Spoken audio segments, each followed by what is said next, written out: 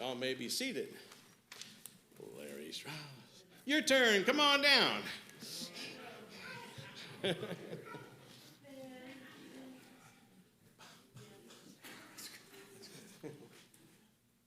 Finally got my wish. I always wanted to do a sermon, and it goes back to the University of Texas. This is a true story. I was at the University of Texas for graduation for one of the departments. One of my sons was graduating, and the gentleman who gave the speech, it was only 2 minutes, but I remember that speech till today. The young man got up who was an entrepreneur in Austin, and he earned the right to talk to the graduates because he built a successful business. So he got in front of the graduates and he said, work hard, your dream will come true. My dream was to address a graduating class at the University of Texas. My wish was to give the hook 'em horn sign, count to 3, and I want everybody to say hook 'em horns. So he counted 1, 2, 3, and 2,000 people said hook 'em horns.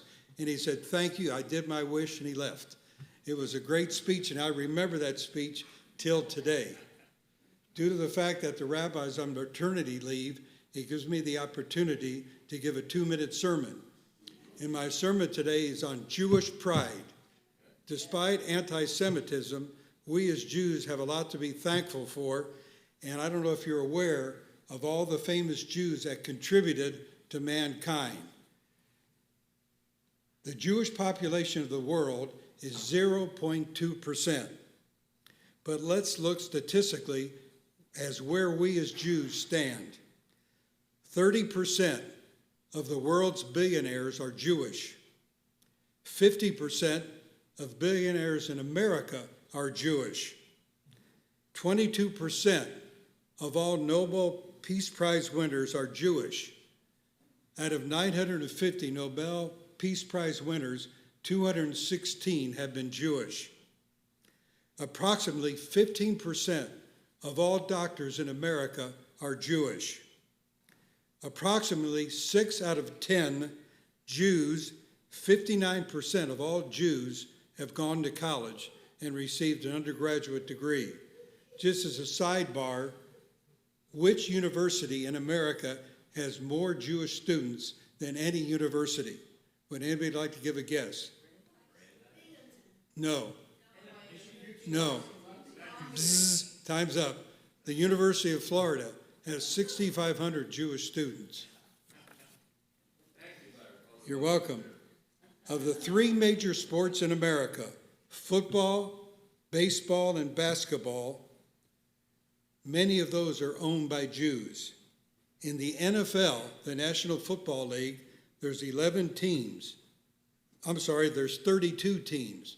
Of those 32 teams, 11 are owned by Jews. That's 30%. In Major League Baseball, there are 30 teams. 6 are owned by Jews.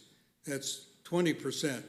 In the NBA, the National Basketball Association, there are 30 teams. 8 teams are owned by Jews. The largest search engine in the world, Google, was founded by 2 Jews.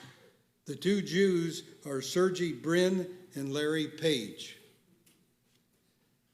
In the federal government, our own government, there are currently 10 Jewish senators. That's 10%. And there are 25 Jewish congressmen. In the Trump administration, believe it or not, there's several Jews, namely Stephen Feinberg, who's the Deputy Secretary of Defense, Jared Isaacman, who's the Administrator of NASA, Charles Kushner, who's Ambassador to France, Howard Lutnick, who's Secretary of Commerce, Stephen Miller, Deputy Chief of Staff, Tim Rose, Ambassador to Poland, Stephen Witkoff, Special Envoy to the Middle East, Lee Zeldin, Administrator, EPA, but the most famous of the Trump administration, Jewish. Would anybody like to guess? No, Ivanka Trump. There are currently 5 Jewish governors in the United States, and 2 Jewish doctors helped save mankind. They were Albert Sabin and Jonas Salk, who eradicated polio. Both were Jewish. There are many other famous Jews, too numerous to mention, but just to give you a few examples. Sandy Koufax, registered as the best left-hand pitcher in the major leagues. Kagan, she's a current Supreme Court Justice. Larry Ellison, the founder of Oracle. Michael Dell, the founder of Dell Computer. Mark Zuckerberg, the founder of Meta, formerly Facebook. I could go on and on. Famous Jews: Moses, Jacob, Isaac, Abraham, Aaron, then more you may know: Elie Wiesel, Howard Stern, Howie Mandel, of course Albert Einstein, Sigmund Freud, Woody Allen, Kate Hudson, Steven Spielberg, Barbra Streisand, Jerry Steinfeld, Adam Sandler, Neil Diamond, Goldie Hawn, Bob Dylan, Winona Ryder, Amy Winehouse, that was a surprise, Jerry Springer, Paula Abdul, Scarlett Johansson, that was a surprise, Anne Frank, Elie Wiesel, Robert Downing Jr., several others, Mark Spence, and Ali Reisman. Remember Ali? She won a gold medal in the Olympics. Jews you never thought were Jews. In my research, I was surprised at some of these people you never thought were Jews. Singers: Drake, Bruno Mars, and Adam Levine. Adam Lambert, the lead singer of Queen. Gene Simmons, the lead singer of Kiss. Adrian Brody, he won the Academy Award this year. The most surprising, you're not going to believe these. Simon Cowell of America's Got Talent, his grandparents and father were Jewish. Soccer great David Beckham, his grandparents were Jewish. This is a real surprise right here. Paul McCartney's first wife, Linda, was Jewish. I don't want to leave out, in famous Jews, the state of Israel. Their contributions have been insurmountable. Their contributions to the world include, if you're not familiar with them, drip irrigation, USB flash drive, the Iron Dome, the pill cam, flexible solar panels, turning deserts into gardens, eco-friendly packaging, Rewalk, helping people who are disabled walk, drinking water, attracting water from the air, which is called Water Gen, the Israeli Bandage, the AI assistant radiology, lab-grown meat, where they grow meat in the lab. That's just a few of the contributions from the Jewish state of Israel you may not all be aware of. I just talked about just a few when it comes to renowned Jews. I forgot to mention Mike Precker, the former president of Beth Torah. And I forgot to mention David Duchin, the incoming president of Beth Torah. But it just shows you why we should take pride in being Jewish. Never hide the fact that we're Jewish. We've contributed so much to the world. And I'm proud to be able to share this with everyone here tonight. Good Shabbos. Oh, fantastic. You forgot to bring the Adam Sandler's Hanukkah song. That's all by Adam Sandler. Might as well add that to it, too. David, it's your turn. Come on down. Yeah, ask the president. Come on down. It's ask the president, so I ask the president.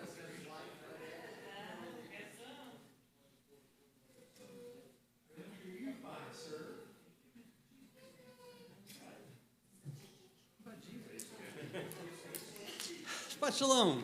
Shabbat Shalom. Yeah, the rabbi, as you know, is not taking questions for the next couple of months. So the idea was to get you here to ask the new president what all the important questions that you want to know. But they wrote me into this as well, and we took got a couple of questions that people sent in, and then we'll take them from the audience. But what you got? So, Well, the first question is, are you sure? yeah, I'm starting to wonder. Because it's too late now, buddy. Too late now. I'm sorry, go ahead. It's only the 27th of June. So Rachel L. from Alabama wrote in, and this question's for you, Mike. Yeah. What was the most fun thing about being president, or the most fun thing you did during your presidency? Well, I've said this too often as it is, but I said that the best part of being president is I got to call my wife Melania, who is, an immigrant doing dirty jobs Americans won't do, just like the other one. But a little more seriously, I really tried. This is a serious place with lots of serious things going on that need a lot of thought and consideration. I tried, because it's kind of my nature, to try to, when appropriate, hopefully appropriate, to lighten things up now and then as best I can. A distinguished congregant, who I don't want to name, told me once that you may not be the best president we've ever had, but you're certainly the funniest president we've ever had. And that's your challenge. So That's my challenge. I will happily hand that thing to you. But just to give you one example, I really was sort of tickled by. When we had the rabbi's installation last fall, I poked around and looked up the rabbi whose name Rabbi Potok, who installed her as in this great Shabbat ceremony. And I found out that as a kid, she was a great fan of Captain Picard from the Star Trek The Next Generation. And if you watch the show, you know that his catchphrase was, "Make it so." So when I introduced her to do her shtick for the rabbi, I said, "We're ready now to have our new rabbi installed. Make it so." And that sort of caught her off guard and got a pretty good laugh. And things like that sort of made my day when it could. But the trick was knowing when to try to be funny and when not to be funny. And that didn't always work, but here we are. Your turn. All right, so the second part of Rachel L's question was, to me, what do you think will be the most fun thing you will do as president, or fun thing about being president? And quite honestly, I think it's going to be June 30th in 1 or 2 years. Maybe 3, but I hope not 3. I'm not thinking 3. I think 2-year terms are going to be the new standard, yeah. And then we had another person write in, Alan H. from California. No names, please. He wrote, and I think this is for both of us can handle this question, believe it or not. Please explain in detail how the legacy of Groucho Marx and the Marx Brothers has influenced your life and your desire to be a leader of this congregation. Well, in this case, I would want to be a member of any club that would. What's the phrase? I'm messing it up. I wouldn't join a club that would have me as a right. member. So in this case, we did, and here we are. Well, that sort of goes back to what I said before, that my goal in being up here a lot, whether it was speeches or appeals or whatever, was to cut the right balance between verklempt and smartass, which are two of my talents, exactly. So and that, I mean, we both been Groucho fans for a very long time, and I always admired. He made a pretty good living being the second, not the first, and still inspires me every day. In fact, I saw one of our pictures from several years ago with the youth group Bowl-a-thon. There's a picture of you in the background with your Fredonia shirt, which for those that don't know, Fredonia was the made-up country from the movie Duck Soup, which reminds me of Groucho when he was leading the country, and actually this one was from Horse Feathers when he came out to speak to the University of Huxley. Mm-hmm. And he came out and said, members of the faculty members, students of Huxley, and Huxley students. Well, I guess that covers everyone. Well, I thought my razor was dull until I heard his speech, which reminds me of a joke so dirty I'm ashamed to think of it myself. And it goes on. So, one day I may twist that a little bit to apply to a board meeting or something like that. But again, knowing when to use humor. He also said, this is so simple, a 5-year-old child could do it. Quick, go find me a 5-year-old child. Yes. Run out and find me a 5-year-old child. So are there any other questions? Oh, my goodness. Alan K. from New York. Yeah. Well, wait until he asks the question, then we'll call time on him. So I have two questions. The first doesn't count. Many years ago, at the end of every Cub Scout meeting, we would do a magic trick. Would you do a magic trick at the end of every service? That's a very good question. I'll have to brush up on my magic tricks. And the second question is, to channel a couple of wise people, what can I personally do to help you move towards your goals as president? That question is worth repeating for the audience at home. So to channel another very tall redhead comedian, I think, but I may have the wrong person, if you could compose a top 10 list of your goals and email, I could choose the ones I thought would be the best suited and then pass it on to everybody else who would like to volunteer to help you attain the goals. That is an awesome question. So Lucille Ball said that? No, that was Letterman. that was David Letterman top 10. So Alan K. from New York has asked in the congregation for the benefit of those at home, what can he do or what can other congregants do to help in my goal as serving as president? And I think that really touches on the idea of continuing to be a volunteer-led congregation. And we see it that the rabbis on maternity leave, yet we have service leaders like Dean and like Ira that are filled in for Friday nights, and we have very excellent Torah readers and service leaders and excellent devars. We have the rabbi had led a class earlier in the year, and several congregants attended those and learned about writing a devar, and others just have a natural talent like Larry to stand up and speak. I didn't see you look down at your notes maybe once. Oh yeah, that's where that came from. But we really are fortunate that we have so many people that volunteer their time and energy in all different aspects, and that's what I want to see continue, and to see others get that kind of bug in their body and mind to say, this is really a neat place, and I can do my part by, I've got this specialty, I want to help out here or here. So that's a great question, and we'll address that more.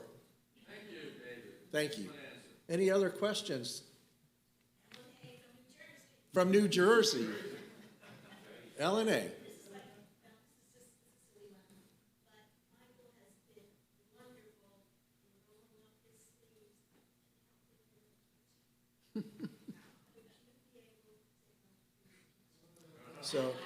So Ellen, yeah, I'm going to repeat that. So LNA from New Jersey asks, Michael has done such an awesome job in volunteering in the kitchen, and wonders if I will continue in his footsteps. And I can say that I was here last Shabbat, and the sisterhood president, Rhonda D. from Dallas, also helped in the kitchen, and between Jeff and Linda Markowitz and Rhonda and I and several others, but the four of us were the ones that finished the big Simcha meal and the cleanup.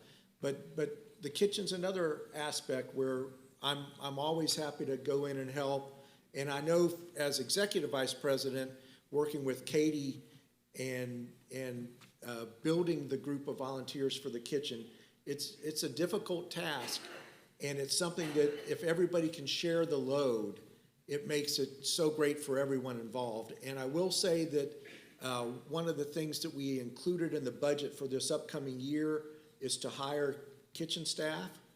And so we are close to that hire, and we may see that starting in July with that help. But you'll still need volunteers. Yeah, and we still, but with that, it's a limited, the person that we're hiring is for specific purposes, and we still will need volunteers. It's always great. When I think back to some of the men's club things that we do in the kitchen, and even being around and seeing some of the special holidays and cooking, that's when you get to really form relationships and friendships with people, is around the kitchen island. I mean, think to your home, it's the same thing here. You're there following a recipe and having fun, and it's a great way to get to know people and provide a service to the community, because I'm on a string of emails from the Federation of Jewish Men's Clubs, and one of the leaders there has a quote underneath his signature that says, the most important 4 words that any congregant wants to hear: kiddush to follow. You know, I mean, we 3 words, sorry. But we love the idea of having a meal or having a snack after services, and further the community by sharing stories about your week. So it's very important. And all the things he said, totally, and you get first crack at the leftovers. So that you know, there should be some benefit to this. That's right. All right, I think our time is up, unless any last caller from anywhere unknown. Nope, okay. It's 8:05, and I think we can turn it over to Dean, and thank you so much for your questions. Back to work. I look forward to kicking this guy out of office and no, he's going to be a great immediate past president. And that was one of the things I was going to say. Find me, if I can find him. That's right. Ruthie has her husband back, so congratulations, Ruthie. Ruthie from Israel has her husband back.